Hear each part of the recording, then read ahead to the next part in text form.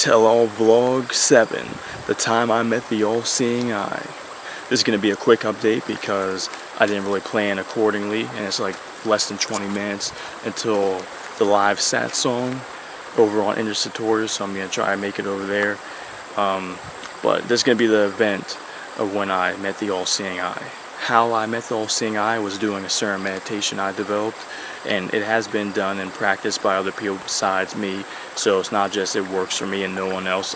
There has been a few people who have been able to do it, and I would tell you the steps, but I'll save that for another video if you're interested, because I do want to give a warning. Once you enter in this type of meditation or this realm, and you can see things, but things can also see you.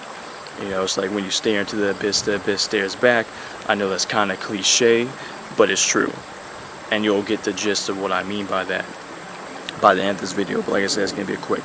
I've seen the all-seeing eye multiple times, but I'll start off. So I was entering into this realm, you know, at first I saw, you know, these star-like objects or cosmos, nothing fake or no CGI, NASA bull, but like,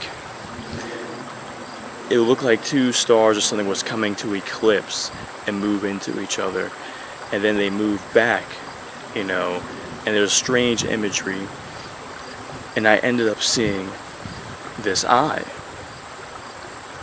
you know, and when I saw this eye, it was looking at me. It was almost like everything became black and white, and like, it's hard to describe it, almost like an animation. Everything was vibrating and moving, and like there was this loud humming noise, like like this huge deafening humming mixed with a high-pitched frequency. As this eye came into view, it was this huge eye, and it was staring at me, and when it saw me, I knew it knew every single thing about me, and like it was pulling me towards it, and it was drawing me in. And at that moment I knew it was like giving me information, but I knew it also wanted to pull me into where it was. And like I said, the high pitch and the deafening hum was almost unbearable, and it was just non-stop. And as it pulled me in, I got the sense that it knew everything about me, like I said. And it was also telling me that yes, this is what humans or the masses deem the all-seeing eye, although its image has been misrepresented and misinterpreted throughout, you know, the ages, being bastardized as, you know, a symbol of evil or the conspiracies and the Illuminati, when also it's neither good or evil. You know, it has information, you know, and it is a being, it is an entity, it is whatever it is, but to say it is good or evil, you can't be done. Just like for someone to say, you know, magic is inherently good or evil. It's just a tool that can be used. Same way knife or scissors can be used for arts and crafts, cutting paper, string, yarn, buttering a piece of bread, or it can be used to slice a throat open. So it's all about the wielder. But anyways, this all-seeing eye, it was pulling me in, and it was like, it saw, like, it was almost like a whole reflection of my life, and it knew everything, and it was pulling me and drawing me in. But at the time, I was like, hold up, I'm not ready for this. I don't know where this thing's gonna pull me. So I resisted, and I pulled back, and I didn't go in it. But now, like I said, once you activate this thing can see you. And same for the other things in this realm, because like when I was looking at another image before, a face, you know, ended up turning its head, looking at me with the most creepiest look ever. And it can see me, but that's another time. Maybe I'll get into that when I get into telling you how to go into this meditation, but this is all about the all-seeing eye. So another time, I'm not even meditating. I'm lying on my bed, you know, wide awake, not even sleeping, just, you know how you're lying there. And excuse the wind, probably, because I don't know if you can still hear me because of the wind. I'll move closer for a bit. I was lying on my bed, and just laying there, I looked at the wall, and as out of nowhere, an eye started to form on the walls. I wasn't on any psychedelics, I wasn't tripping, I wasn't on any drugs or substances. I was wide awake, and an eye started to form on my wall, you know, and I started hearing that hum and that high-pitched frequency, and there it was. It started to pull me in again, And again, you know, same things happen. At those times, I wasn't ready to go inside the all-seeing eye, because I feel like it was a different dimension or area. I did feel like it was going to be a next step, and I was going to get different information and downloads, but I didn't know what might happen. So I wanted to come up with a contingency plan and tell my various allies of what I discovered, how this happened, to see if they could test, to see if they could access the same thing. Some of them could, some of them couldn't.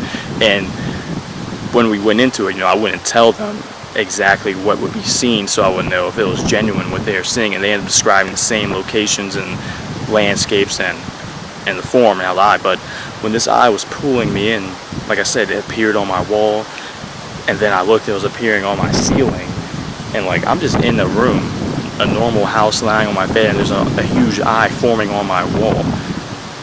And then the high-pitched noise and the high-pitched deafening sound as it pulls you in. And when it pulls you in, it's like you almost know everything at that split moment, but it's more so it knows everything about you, and it's trying to pull you in. And like I said, I resisted that because I had to make preparations at that time. This was a few years ago when this first began, and I wasn't ready. I had to do things, and like I had to make, like I said, the contingency plans, and I wanted to be able to say my goodbyes just in case something crazy happened. Obviously, I would never kill myself or do anything drastic like that. So obviously people know that, but I want to let them know, like, hey, if I disappear, or if but this isn't like, obviously now the powers be like, hey, let's make him disappear, and then they'll just think the all-seeing eye got him. No, it doesn't work like that. It was just so if something crazy happened, then my allies would be able to either follow the trail or break me free. But I was confident I could handle it myself. But you never want to underestimate or overestimate anyone, and contingency plans are always best. Anyways, another time, like once it's activated, you know, like you'll be another one I mentioned on the tutorial the other day. It was a few years ago, I think 2 years ago, 2014, when I was at this one job I used to work at. I hated it. Soul sucking, draining. You know, you feel like a drone, just wasting away, wasting your time. Anyway, it was break time, and I was pissed. And I went outside. I moved away as far as I can away from everyone else. I wanted to be alone. I was like, I'm just gonna meditate and get through this day. And as I was sitting there meditating, I was sitting there away from everyone else. And the meditation, I use the word loosely because that's just a placeholder word for the actual term of that technique that was made. But anyways, so I entered into the meditation, and I saw like these orangish red lava lamp like colors. They were moving and bending, and it was pretty much like a lava lamp, but that's all I was seeing. And then I would hear the high-pitched noise, and I would hear the high-pitched noise and the hum, and I would see the eye. You know, it's kind of similar, you know, when someone's trying to view you, and you can know someone's trying to watch you from a distance, and you can feel the high-pitched noise, but it's way more strong than that. And now before the grand finale, because like I said, we're running out of time, I'm gonna be pushing. I'm probably gonna hardly make it back in time, but that's no excuse. Should have planned better. Okay, the final one. This time I was asleep, and like I said, once you activate this, it can kick in at any time. You can slip into it, you can slip out of it, well, you can control it. But let's say you can be here trying to meditate or doing anything, and it activates or something's trying to kick in and watch you. But anyways, okay, this time I was asleep. I was in a dream. It was a strange dream. I was like in a coffee shop or some type of cafe. I'm not a person who even goes to like Starbucks or coffee places like that, so it was weird. Anyways, but I was in this coffee place looking around, talking to various people. I was standing at a counter. At the time, again, this dream was so realistic, you don't even know that you are in a dream yet. But I was sitting, that's a whole nother story to talk about the dreams and how long I've been in dreams for years, weeks, you know, going to sleep in dreams and waking up, but I don't want to digress too far. Anyways, so I'm standing in line at the coffee counter getting it. There's a few people talking to random people, whatever, interacting. And then out of nowhere, I hear this high-pitched, deafening hum, the hum, and the high-pitched frequency. I'm looking around. This coffee shop is starting to shake. You know, everything's starting to shake. And fuck, you didn't hear that. There's this huge bug trying to get me. But there's this huge, like, deafening, shaking noise. And then I heard the hum, and then the eye appeared. and it started to pull me in, this time stronger than ever before. It started to pull me in, and as I tried to fight it and resist it, and obviously I knew at some point in time that I would have to have a meeting with this eye, because it's the next stage. I'm all about exploring the unknown and getting that type of information. But at this time, as I was a little back, I wasn't ready. I was pulling, and as I pulled out, I woke back up. I was appearing on my bed, but my hand was not there. It was like materializing in, slowly fading, like I was rematerializing, like something out of Star Trek or a sci-fi, when you're like kind of slowly fading in, but those are pretty much the main experiences with the all-seeing eye. And like I said, from my interactions with it, it did convey the idea that this is what people deem as the all-seeing eye, and its image has been bastardized over the time. But who knows what lies else in there? Where is this eye? What is it? I'm not exactly sure. What type of realm is it from? Where exactly is it, or are we? Let me know in the comments below what you think that all-seeing eye I saw is, what you think the all-seeing eye in general is, what it was, why it was pulling me in, and where would I have gone if I continued into it. We'll continue with other events, but I want to make this a really quick one. So that was the time I met the all-seeing eye. Let me know in the comments below what it was, because I really want to know your theories, because the more heads better than one. We can kind of figure things out.